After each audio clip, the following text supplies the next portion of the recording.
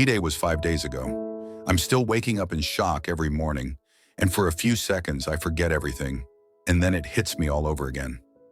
I cheated on someone who trusted me completely. I destroyed our relationship with my choices, and I don't know if there's any coming back from it. I'm 34 female. I was with my partner, 36 male, for just over 6 years. We lived together, shared a home, car, and pets. We had problems like any couple, mostly just the usual stuff. Boredom sometimes, feeling like roommates.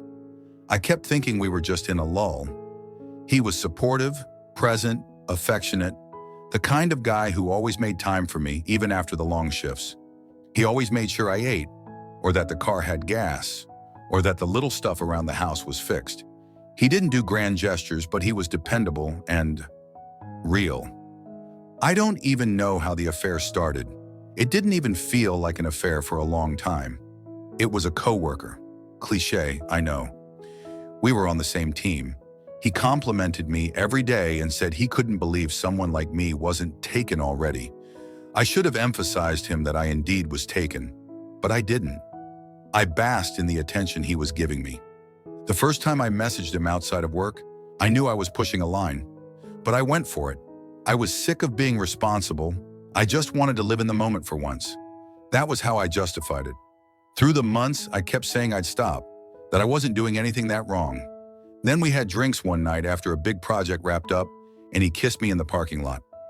I didn't stop him. I kissed him back. That was the first physical moment, but the emotional stuff had started way before that. After that, it kept going. Sometimes once every couple of weeks, sometimes more. I was so careful not to let anything show. I deleted all the messages. I made up meetings to excuse why I'm staying out after work. I got really good at lying. BP never caught on. He would ask sometimes if everything was okay, and I'd blame work or burnout. He believed me. He was such a naive baby. I ended it with AP a few weeks before D-Day. I had started feeling sick about it, and I also had a pregnancy scare. It made me realize everything that was on the line, everything that I was risking. I didn't even do it out of guilt. I wish I could say that that was what happened, but no. The high was gone. I felt like a fool after every encounter. I didn't even come anymore. I never felt finished even when he went down on me. In the early days, just the thought of that had set me off wetting myself. There was no real connection. I no longer wanted it. Then D-Day happened. BP saw a notification pop up on my screen. I had forgotten to delete one message where AP sent a long-winded rambling about stuff he did to me and how I'm a cold bitch for cutting it all off at once. He confronted me that night. I tried to lie. Then when he wouldn't buy it, I calmly asserted that nothing happened. But he knew. Something in him knew it was more. So I told the truth, or most of it. I said it happened once. I cried. I begged. I said it was a mistake. The next day I told him more. I had to. He threatened to call AP. I knew AP would not have my back considering where we left things at. So I told him some more. Not the full truth. I told him it was a short fling, maybe 3 or 4 times. I still couldn't say the whole thing. I was terrified of what would happen if he knew the full 8-month timeline. Now it's just silence. I was hoping maybe he'd get violent. For some reason, that thought made me feel like the victim in this scenario. Instead, he just looks at me like he doesn't know who I am, nor what he's doing with me. He's barely speaking to me. He moved into the spare room. We haven't had a real conversation since the second day. He goes to work, like clockwork. I asked if we could talk, and he just said he needs time. I'm in therapy. I started a few days after it happened.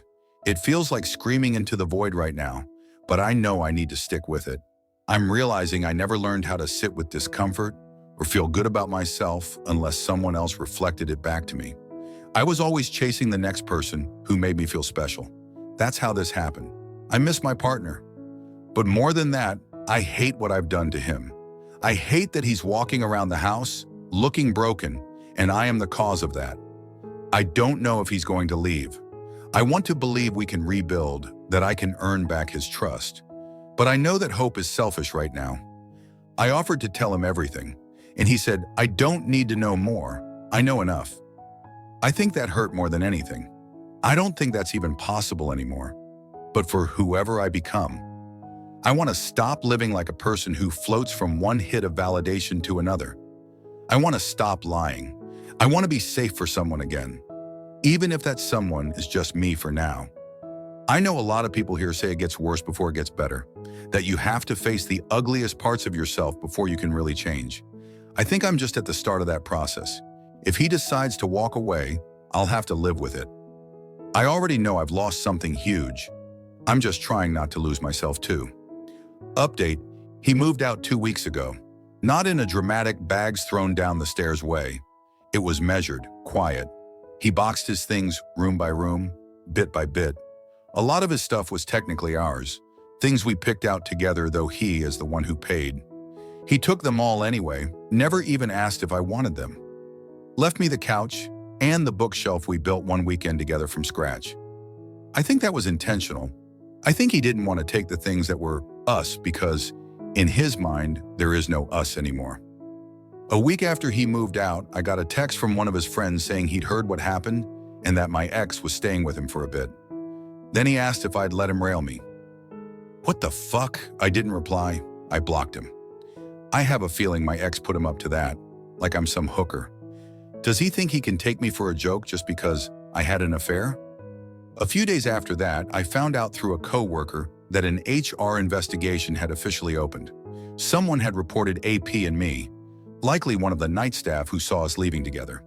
The company is massive and doesn't tolerate this kind of stuff.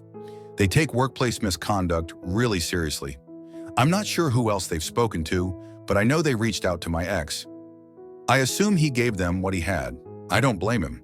If I were him, I would have done the same. I've heard from one of our mutual friends that he's been cleaning house, aka cutting ties with people who knew and didn't tell him, deleting old photos, leaving group chats where I'm still active. He's making it very clear he's not looking back. And now I'm here, alone in a half-empty apartment, still on the lease, still paying the bills. I've been on unpaid leave since last week. HR hasn't told me what the final decision is, but I already know. My career's paused, indefinitely. If I lose this job, I probably lose the professional license I worked a decade to build. All because I wanted to get fucked by my coworker. I haven't heard from AP since the initial notice from HR. He left a voicemail that I deleted without listening. I don't care what he has to say. I don't feel anything for him, not even anger for ruining my life. Just disgust, and not even really at him, at myself.